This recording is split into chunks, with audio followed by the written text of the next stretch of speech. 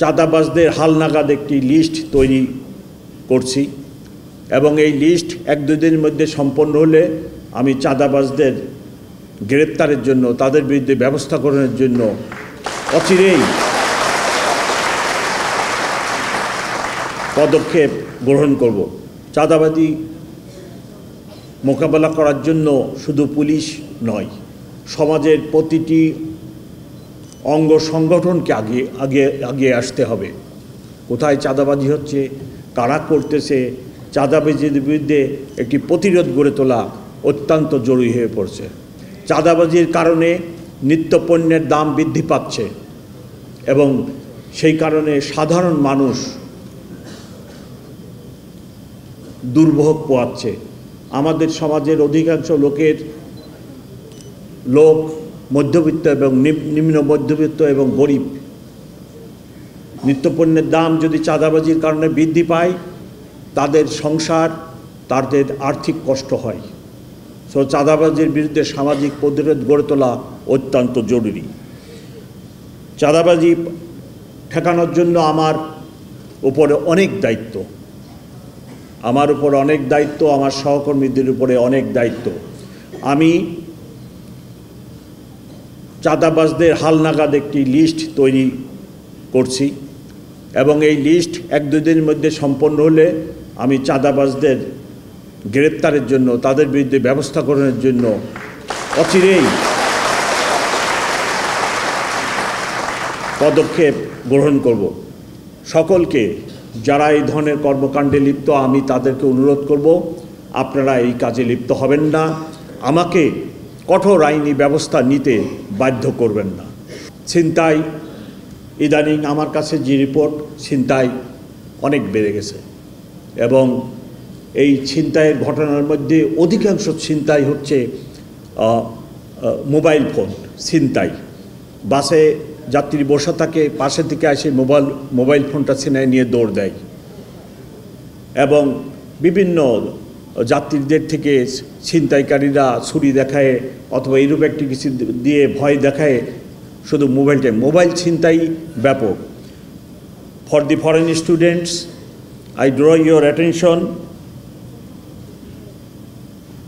mobile ছিনতাই is on the rise, so you have to take care of your mobile when you are walking on the street, or you are shopping somewhere, or you are having your snacks or something like that at the footpath.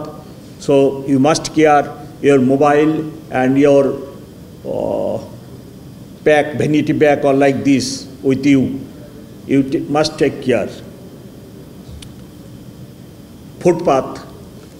ফুটপাতে অসংখ্য hawker বসে।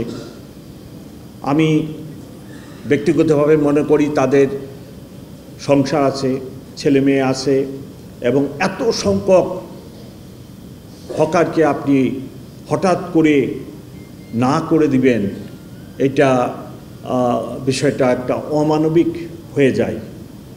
So আমার অনুরোধ যে ওনারা যতদূর সম্ভব সংযতভাবে ফুটপাতে থাকুক এবং তাদের যে কাজটা ব্যবসা বাণিজ্য, ছোটোখাটো ব্যবসা বাণিজ্য করে। আবার আমাদের সমাজের অধিকাংশ লোক মধ্যবিত্ত, নিম্ন মধ্যবিত্ত, গরিব পরিবার, তারা আবার এই ফুটপাত থেকে কিছুটা সাশ্রয়ী মূল্যে পণ্য সামগ্রী কিনে।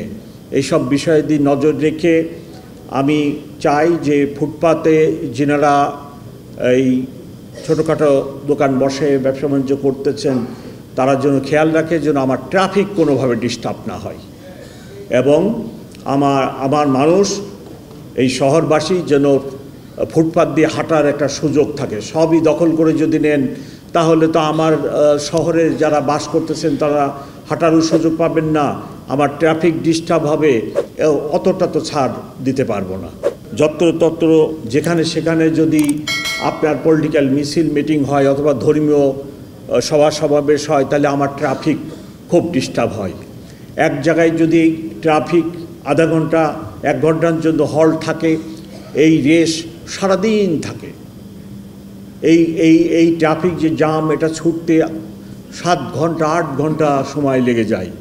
সো আমি ওনাদেরকে রিকোয়েস্ট করব, আপনারা যখন ধর্মীয় মিটিং, পলিটিক্যাল মিটিং, সামাজিক মিটিং, সমাবেশ করবেন, একটা বদ্ধ পরিসরে এরূপ একটি জায়গায় যদি করেন, তাহলে আমাদের ট্রাফিক ব্যবস্থাপনায় সুবিধা হয়। আপনারা বাড়িঘর অবশ্যই করবেন, সেটা আপনাদের একটা অধিকার, কিন্তু বাড়িঘর করতে যে ইদানিং দেখা যাচ্ছে যে রাস্তার উপরে কনস্ট্রাকশন ম্যাটেরিয়াল রেখে ওইখানে ট্রাফিকের প্রতিবন্ধকতা সৃষ্টি করতেছেন, এবং এই ব্যাপারে আইন আছে, ঢাকা মেট্রোপলিটন পুলিশে আইন আছে। আপনার এই ইট বালুর যে রাস্তার উপরে রেখে মানুষের চলাচলের প্রতিবন্ধকতা সৃষ্টি করতেছেন, তার বিরুদ্ধে মামলা নেওয়ার ব্যবস্থা আছে। আমি রিকোয়েস্ট করব, আমি ওই ধরনের ব্যবস্থার দিকে যেতে চাই না। আপনারা নিজেরা এইসব ব্যাপারে সতর্ক থাকবেন। আরেকটি ইম্পর্টেন্ট বিষয়, সেটা হলো যে মাদক, সমাজের রন্ধ্রে রন্ধ্রে মাদক ছড়িয়ে পড়ছে, এবং যারা মাদক সেবক তাদের টাকার অভাব হলে তারা আবার ওই ছিনতাইয়ে যায় যুক্ত হয়। সো মাদক নির্মূল করা, মাদককে মোকাবেলা করা, মাদক ডিলারদেরকে ধরা, এটাও সামাজিক আন্দোলনের মাধ্যমে করতে হবে। সব দায়িত্ব যদি আপনারা পুলিশের ঘাড়ে চাপিয়ে দেন, তাহলে পুলিশের পক্ষে এত সমস্যা মোকাবেলা করা অত্যন্ত কঠিন।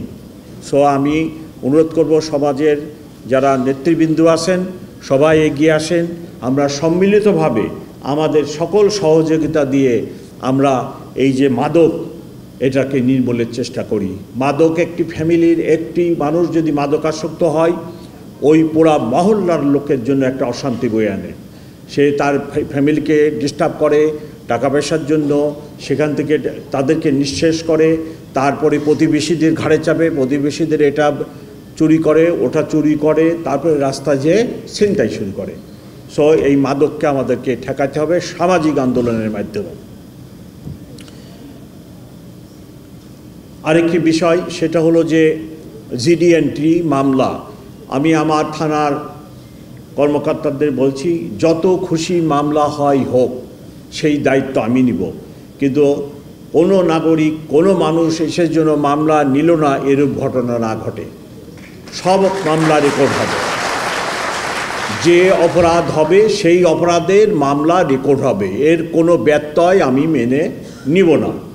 এ কথাটি আমি আগেও বলছি, এখনও জোর দিয়ে বলছি। আমার অফিসার এখানে হাজির আছে, আমার মেসেজ একটাই, একটি থানায় 500 মামলা হোক, কোনো সমস্যা নেই, কিন্তু মানুষের যে গ্রিভেন্স, যে অপরাধের শিকার একটা মানুষ হয়েছে, তার ঘটনাটি লিপিবদ্ধ হবে, একটা মামলা হবে।